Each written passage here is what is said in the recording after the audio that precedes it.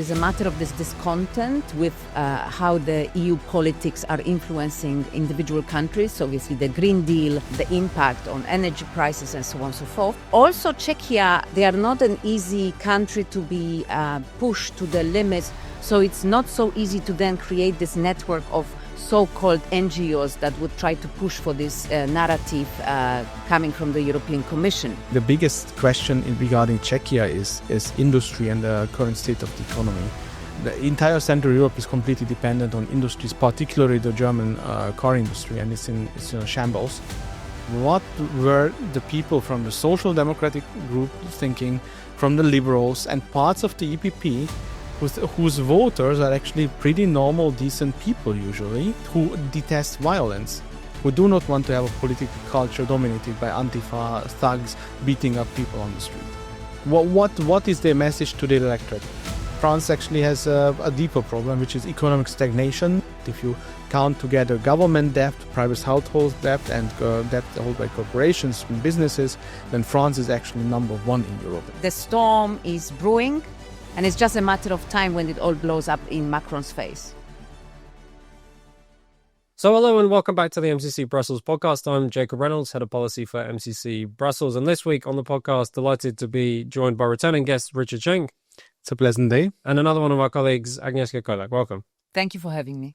So this week on the podcast, we're going to take a look at a big win for the Patriotic candidate in Czechia. We're going to look at Emmanuel Macron and yet another political crisis in France. And we're going to take a look at how the European Parliament is making a mockery of the idea of rule of law by handing immunity to an MEP. So there was a big win for Babiš in Czechia, definitely the patriotic candidate, and a much bigger, I think it's fair to say, win than was expected in this result. And this was an interesting election because very much the standard European kind of playbook or EU playbook of branding the opposition, in this case Babiš, as kind of simply tools of Russia and plenty of evidence or allegations of Russian disinformation were all over this campaign. But it didn't work this time, Richard. Why? Well, I mean, look at the polls. The now outgoing government has lost its majority in the polls since 2 years almost. So it was not about the election campaign that needed to be influenced or not. The outgoing Fiala government was pretty unpopular. It was a wild mix of different parties, 7 or 8, depending on how you count them, in 3 blocks. And there were huge policy contradictions within their policy. They were former conservatives, then centrist Christian democratic forces together with some independents, and then some left liberal pirates in a coalition. And they didn't present a very coherent vision for the country on the long run, as the people noticed pretty quickly.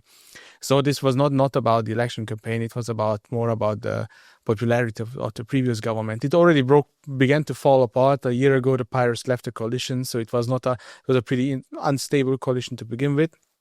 But Czechia in general is a quite stable country. It's a very based country, to use a modern word for it. It's you have good situation regarding rule of law, and also Czechs are pretty skeptical of the EU, even though the pro-EU forces were in government. For example, they didn't implement the DSA, the Digital Services Act, in a fashion than other countries did. So they were not the usual censors in place to censor on at least in the online sphere and during the election campaign. So Babiš had it was a pretty even feel for during the election campaign. And Richard, who is Babiš? Just who might not be familiar with Czech politics. Oh yeah, sure. He was the prime minister from 2017 to 2021, so he's by far not an unknown figure. He's leading the ANO movement, which just means yes in English. And this is a pretty wide mix also of different political roots. This party has different political roots, but now it has moved to the Patriots for Europe group in the European political landscape. So they moved to the right of the current coalition government. And this new package obviously appealed to the voters, that you had an experienced candidate who was not an unknown, but at the same time he presented with new political contents. This was appealing to the Czech public. Yeah, and Agnieszka, I mentioned very briefly, but this was obviously there's a strategic interest in Euro/NATO elites in the kind of position of Czechia. But Richard noted that they hadn't fully implemented the DSA in local law, and this meant that maybe the discussion was slightly freer around the election in Czechia. I do agree with that, and actually there was a huge role played by the real civil society organizations, among them Society for Defense of Freedom of Speech in Czechia, run by Vlastimil Vesely. He's done quite a lot of work with organizing conferences and meetings, and also informing the public of the threats from the DSA. So, and also creating quite a lot of tools to enable the citizens themselves to be more informed, to report any cases where they feel there was overreach of the DSA being put in practice within the country in the online discourse. So I think that definitely played a part. Also, I think Czechia is an interesting case because on one hand, they would not come out strongly against EU or any kind of bigger force trying to influence their politics in a sense, because they are aware that they are a small country, they don't have access to the sea, so they don't see themselves as becoming all of a sudden a big leader on the continent, but more trying to fit into the puzzle and trying to be quite clever about it, how to fit in that puzzle to make sure that they benefit from that. So I think in this case, as Richard was explaining, definitely there is a matter of this discontent with how the EU politics are influencing individual countries. So obviously the Green Deal, the impact on energy prices and so on and so forth. Also, Czechia, being more secular country for centuries, they are not an easy country to be pushed to the limits, like, for example, Poland, where you have strong Christian roots and influence of Christian values on the country, where it's very easy to then corner the parties that might represent this part of the electorate. In Czechia, this is not the case. So it's not so easy to then create this network of so-called NGOs that would try to push for this narrative coming from the European Commission.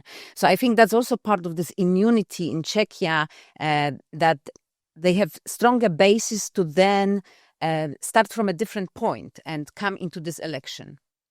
And so it looks like Babiš is going to form a government. As I said, he got a bigger result than most people expected, which gives him a bit more negotiating leverage when it comes to forming a government. But could you explain briefly, Richard, what was going to happen next in Czechia? And are there any, there are any big changes, of course. Already the media have been reporting that maybe the kind of ammunition initiative that the Czechia kind of organizes for Ukraine might be handled differently. But is this going to make any material difference?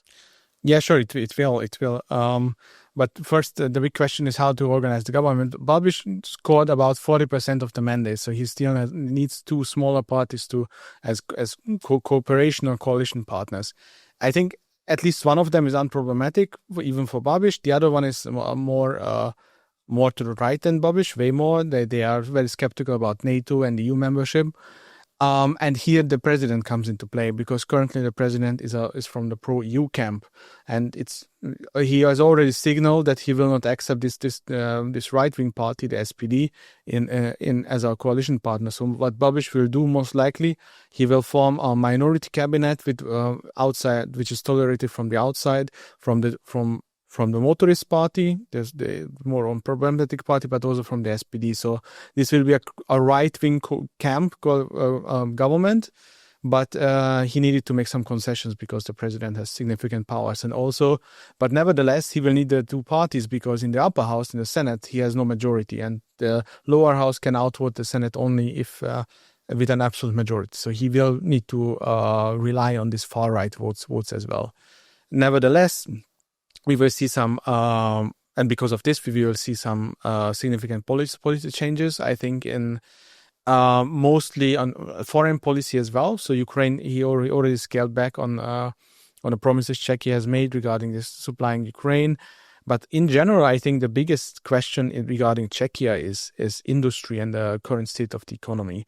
The entire Central Europe is completely dependent on industries, particularly the German car industry, and it's in shambles. So the big question will be what kind of initiative will lead Czechia on the field of economic policies in the European Union, and most likely it will be pro-nuclear in energy. It will be against the Green Deal. It will be in favor of industry against other kinds of investments. And most likely it will be skeptical of spending a lot of government money, so blowing up the state expenditure. I think that's a pretty positive impulse that we can see from Czechia and we can expect from Czechia. Yeah, and Agnieszka, I mean, are right-wing or patriotic parties kind of notching up a series of wins across Europe? I mean, last week we were talking about Fico and winning a big constitutional question in Slovakia. Obviously, very recently there was still the Polish presidential election. Now this result in Czechia. We're going to talk in a minute about how there could be elections in France, which might deliver a result for the Rassemblement National. Are we seeing a kind of Europe-wide trend here? I think it's a mixed picture. When it comes to Czechia, we have to wait and see how this government forms and what would be the result of the policies being introduced. Because Babiš is known for being, he's been called a chameleon. So he's been changing his stripes. And in the past, when it was suitable for him, he was very pro-EU. Now it's more suitable to be more critical. So I don't think it's purely ideologically driven. I think it's more kind of realism, political realism of the winds changing in general on a global scale. But I think it's a positive change because now we see that if there is not too much interference and control of the online discourse, the voters can make an informed decision. And then we really see that it's more common sense. It's not even ideology and attachment to that, but just common sense of that the Green Deal is harmful to Europe, that putting ideology into classrooms and universities, it's harming our youth and our future, and migration has to be stopped. Yeah, well, there's potentially then another example of the way in which countries that many European leaders don't spend much time thinking about are actually kind of paving the way in terms of being a bit more mature. We noted that Babiš had previously been various different political persuasions, but now it's kind of like they realize the writing's on the wall. Yeah, I mean, Czechia has a history of EU skepticism. Most like Václav Klaus, the former president and prime minister, he is still today something like a bit like the hero of the European conservative Eurosceptic side, because he had a very he spent a lot of his career by criticizing the EU and to say that the EU needs to go back to its roots, that they used to be. But besides the past, what we also saw in Czechia, what I found very interesting, that Czechia is historically a country with very low voter turnout. Nevertheless, it was the highest turnout in the 1990s, what we saw. And this is a Europe-wide phenomenon that this right-wing populist wins, as they call it. They are the result of people actually going to the ballot box again. So people who used to vote 20 years ago suddenly think, oh, now I need to go and cast my vote again because there needs to be some policy change. So Babiš has a mandate, but also a lot of expectations to him. And he also has, as we say, two political parties to his right that can compete with him. So he's also under pressure to deliver. Right, so turning to somewhere now where there's definitely not been a kind of wake-up among the ruling classes that they might need to change some of their policies, and that's France. And Macron plunged into yet another political crisis after another government collapse in France, and this one even more spectacular than the last ones in terms of a prime minister who had only been in job for a few weeks and then announces the formation of a government, and barely 12 hours pass and the government has announced that it's actually collapsed. So incredible scenes in France. Macron under a huge amount of pressure, some of his allies even coming out now and saying it's time for him to go, or at the very least hold some elections. Now, we've got an interview with a major figure from the Rassemblement National, which people will better find on our YouTube, but still, this is big story that we need to dissect. Richard, what went on in France, and why is it is this really the end of the road for Macron? Has he now finally run out of options? No. The wide speculations of options are on the table, but all of these options are pretty bad for Macron, to be honest. This is why people say this is the end for Macron, but nevertheless, this political crisis can go on for another 2 years if Macron decides to continue it. No, it's the old thing. In 2024, we had elections that delivered a fragmented parliament with three main camps that are roughly equal in size. There is no clear majority neither for the left, nor for the centrist, nor for the right.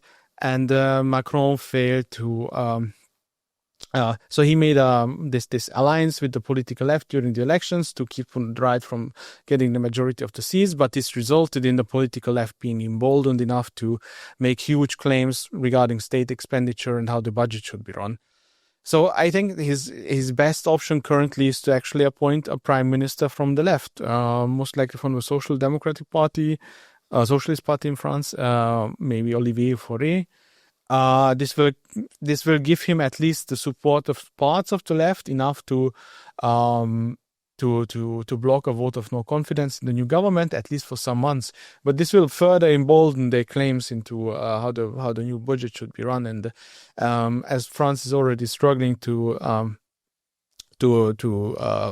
get fresh money from the financial markets to reasonable interest rates, this will just actually increase the pressure on Macron in the long run. But to be honest, this would be a good thing, because finally we have a leftist political camp, we have clarity, and then we need new elections anyway soon in France. So then we have clear two leftist camp and the right camp competing with each other, and it would be not this centrist illusion there is some kind of technocratic solution to the problem, to this problem, and that this would not give people a false sense of security, but they actually can understand the gravity of the situation during a democratic election campaign and make their choice which camp they want to side with. Yeah, and Agnieszka, this is actually, I think, one of the key points here is that what stands discredited increasingly is Macronism, or Macron himself, the sense that you can have this kind of whiz kid, kind of great technocratic figure who could avoid the actual real political underlying issues in France, the actual polarization and division. And so these repeated crises that Macron finds himself in reflect the kind of ideological failure of Macron as well. I'm not even sure if I would call it a failure. I think this just exposes that it was empty from the start. There was no substance. There was nothing behind it. It was a bit like creating a formation that it's almost like a marketing exercise. It's well marketed, it's sold, but then with time you see that there is nothing behind it, that the product actually it's faulty and it's not delivering. Might look nice on the outside, but then with time, as well as he was losing the voters and he was losing the majority and he was cornered, it's more in the stark light that you see it exposed. And as Richard said, now with yet again new government, now we can really see for what it is fully, that it's not centrist, it's not about adults in the room, it's all about power, influence, and making sure that the gravy train continues.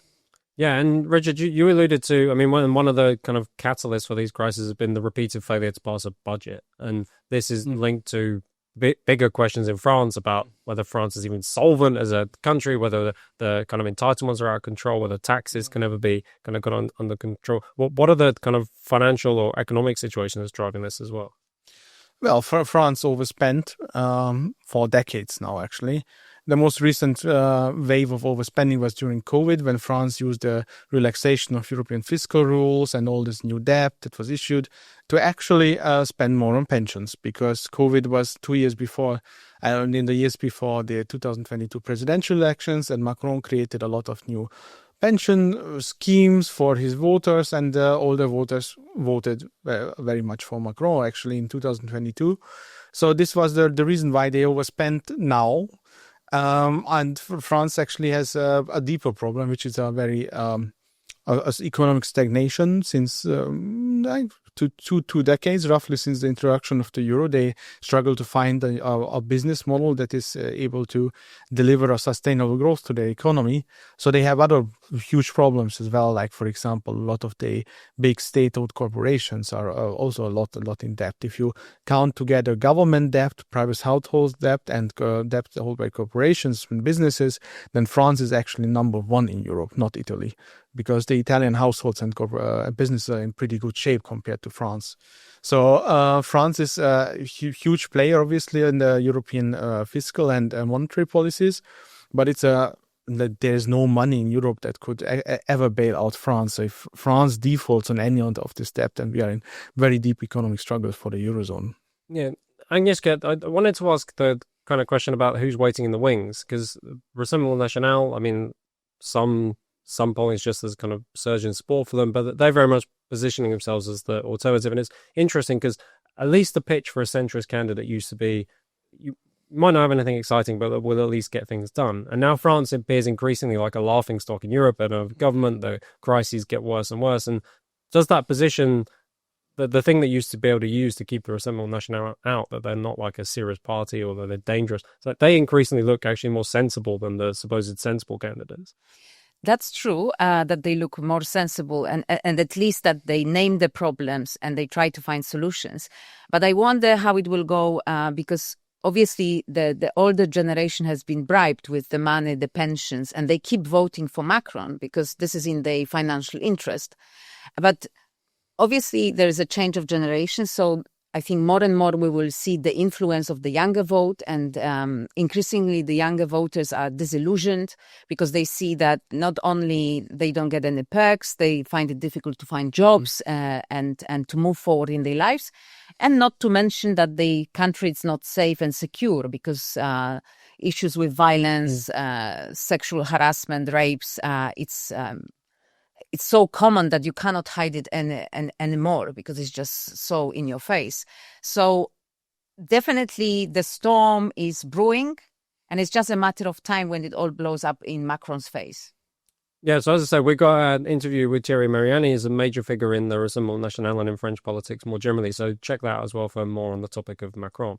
Okay, so coming to the European Parliament now, we don't often spend a lot of time digesting the affairs in the European Parliament because, as most people know, what happens there is not necessarily the most important thing in European politics, although there is lots of important stuff. But this story is a really important one, which is the Italian leftist Antifa activist Ilaria Saras had been accused in Hungary, and which many people think there's very, very strong evidence of being involved in a horrendous attack against some random passers-by that they decided were fascists. And Hungary began court proceedings, and then magically the left faction managed to get her elected as an MEP, which means that there's immunity from prosecution. So she's now in the European Parliament. But anyway, there was a vote in the European Parliament whether she should lose her immunity, and very, very close, only decided by one vote.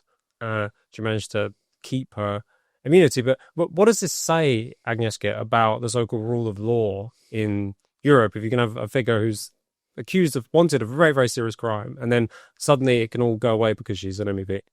So first of all, for me, this is a huge cover-up because it's really hard to find the details of this case in the mainstream media, English-speaking mainstream media. You really have to go back to the sources in Hungary to really see the types of crimes that were committed, which are horrendous. Then the other point that I find quite stark is that this is about political violence, and we shouldn't encourage political violence. So for me, it's also a clear message that what we value in the political discourse, what we value within the democratic norms, that she gets her immunity, she can keep her immunity. It was a secret vote. It was very close call. And it sends a message that actually political violence, it's a fair game. As long as they don't catch you really by your hand with a hammer or a screwdriver or a bomb, then you're fine. We're going to close our eyes. And I think also it was contrasted that she received flowers. She was like a celebrity in the parliament. While at the same time, there was also cases to waive the immunity for the Polish MEPs from Law and Justice Party. And they were voted in an open by hand vote. And it was not related to any criminal charges on violence and actually body harm to bystanders. And that was granted. So they will be tried and charged in Poland. And it's not the first two cases. It's, I think, now already 6 MEPs that they're facing this kind of charges, and the Parliament, European Parliament, with the immunity. So I find it quite outrageous because it sends the wrong message to the population in Europe that actually violence gets things done for you and you are protected. Yeah.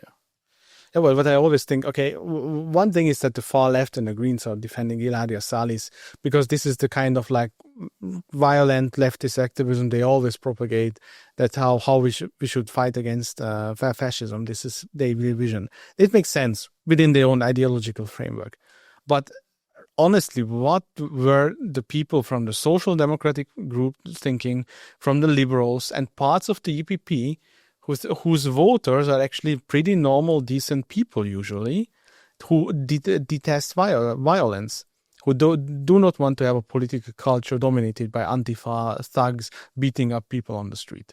What is their message to the electorate? They now go home to the electorate and say, well, this is what we have done for you in Brussels. We protected a gang of criminals beating up people on the street. And to be honest, it doesn't matter if it's Hungary or Estonia or whatever. Pick a state. Alone, this political message is disastrous. I don't get it. And but now I get why the Social Democrats and Liberals are voting one election after the other, because with this kind of how they're embracing far left activist politics, and may thinking this is acceptable for a center left force to act like Antifa, then now I understand why they have completely lost the touch with their electorate and why they should be voted out of power consequently. Yeah, and I guess it's especially incredible that even some people, even people in the EPP were making the case that it doesn't actually matter what she's accused of, because she's accused of it in Hungary. And automatically to be accused of something in Hungary's a rogue state. There's no rule of law apparently in Hungary. It doesn't have judicial process. So it basically says that you can go to Hungary, do whatever you like, and as long as you come back to some other country in Europe, nobody will give a damn. I think it's even hard to comment on that, because it goes beyond anything that you will see as a reasonable discourse. I think it creates the situation where it's like a license, just do as you please, on all levels of criminality. And it's truly appalling. So to our American viewers, this will be an especially incredible case, given that America looks like it's finally getting to grips with Antifa, whereas in the European Parliament, they're fighting Antifa activists accused of really, really serious crimes. But nonetheless, we're going to carry on the fight here in Brussels, and we've already said that many elections are going the way that we would like them to, so we're really happy about this. But for now on the MCC Brussels podcast, thanks so much to Richard for joining us. It was a pleasure. Thanks again, Agnieszka. Thank you. If you enjoyed the episode, please like us on wherever you're getting your podcast. Leave us a comment. We're interested to know what you're thinking of what we're doing here at MCC Brussels. But for now, thanks so much and see you again soon.